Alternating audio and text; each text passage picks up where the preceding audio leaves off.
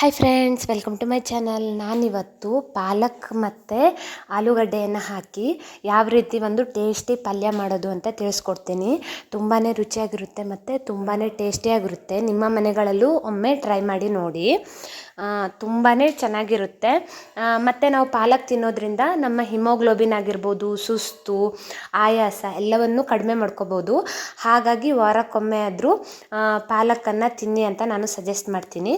ನಾನು ಮೊದಲನೇದಾಗಿ ಇಲ್ಲಿ ಪಾಲಕ್ನ ಒಂದು 2 ಕಟ್ ತಗೊಂಡಿದ್ದೀನಿ. ಅದನ್ನು ಕ್ಲೀನಾಗಿ ವಾಶ್ ಮಾಡ್ಕೋಬೇಕು. ಯಾವುದಾದ್ರೂ ಹುಳಗಳಿದ್ದರೆ ಅಥವಾ ಗಲೀಜಿದ್ದರೆ ನಾವು ನೀಟಾಗಿ ತೆಕ್ಕೋಬೇಕು.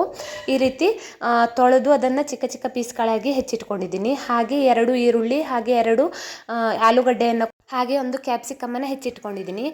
ಈಗ ಒಂದು ಬಾಣಲೆಗೆ 2 ಸ್ಪೂನ್ ಎಣ್ಣೆ, 1 ಸ್ಪೂನ್ ಜೀರಿಗೆ, ಹಾಗೆ 1 ಸ್ಪೂನ್ ಆಗುವಷ್ಟು ಸಾಸಿವೆಯನ್ನು ಹಾಕೋತಾ ಇದ್ದೀನಿ. ಆನಂತರ ಡೊಳ್ಳು ಮೆಣಸನ್ನು ಹಾಕೋತಾ ಇದ್ದೀನಿ. ಅದನ್ನು ಸ್ವಲ್ಪ ಫ್ರೈ ಮಾಡ್ಕೋಬೇಕು. ಆನಂತರ ಈರುಳ್ಳಿಯನ್ನು ಕೂಡ ಹಾಕೋತಾ ಇದ್ದೀನಿ. ಅದನ್ನು ನಾವು ಚೆನ್ನಾಗಿ ಫ್ರೈ ಮಾಡ್ಕೋಬೇಕು. ಈ ರೀತಿಯಾಗಿ ಸ್ವಲ್ಪ ಫ್ರೈ ಆದ ನಂತರ ಆಲೂಗಡ್ಡೆಯನ್ನು ಕೂಡ ಹಾಕೋತಾ ಇದ್ದೀನಿ. ಹಾಗೆ ಸ್ವಲ್ಪ ಅರಿಶಿಣವನ್ನು ಕೂಡ ಹಾಕೋತಾ ಇದ್ದೀನಿ. ಹಾಗೆ 1 ಸ್ಪೂನ್ ಆಗುವಷ್ಟು ಗರಂ ಮಸಾಲವನ್ನು ಕೂಡ ನಾನು ಇಲ್ಲಿ ಹಾಕೋತಾ ಇದ್ದೀನಿ. ಆನಂತರ ರುಚಿಗೆ ತಕ್ಕಷ್ಟು ಉಪ್ಪನ್ನು ಕೂಡ ಇಲ್ಲಿ ಹಾಕೋತಾ ಇದ್ದೀನಿ ನಾನು. ಆನಂತರ ಹೆಚ್ಚಿಟ್ಕೊಂಡಿರುವಂತಹ ಪಾಲಕ್ ಸೊಪ್ಪನ್ನು ಹಾಕಿ ಸ್ವಲ್ಪ ಅಂದರೆ 1/4 ಲೋಟ ಆಗುವಷ್ಟು ನೀರನ್ನು ಹಾಕ್ಕೋಬೇಕು. ಆನಂತರ 1 ಸ್ಪೂನ್ ಆಗುವಷ್ಟು ಅಚ್ಚ ಖಾರದ ಪುಡಿ, ಹಾಗೆ 1 ಲಿಂಬುವನ್ನು ಹಾಕ್ಕೊಳ್ಳಿ. ಚೆನ್ನಾಗಿ ಮಿಕ್ಸ್ ಮಾಡ್ಕೊಳ್ಳಿ. ಸ್ವಲ್ಪ ಬೆಂದ ನಂತರ 1 ಮುಷ್ಟಿ ಆಗುವಷ್ಟು ಕಾಯಿ ತುರಿಯನ್ನು ಕೂಡ ಹಾಕ್ಕೊಳ್ಳಿ.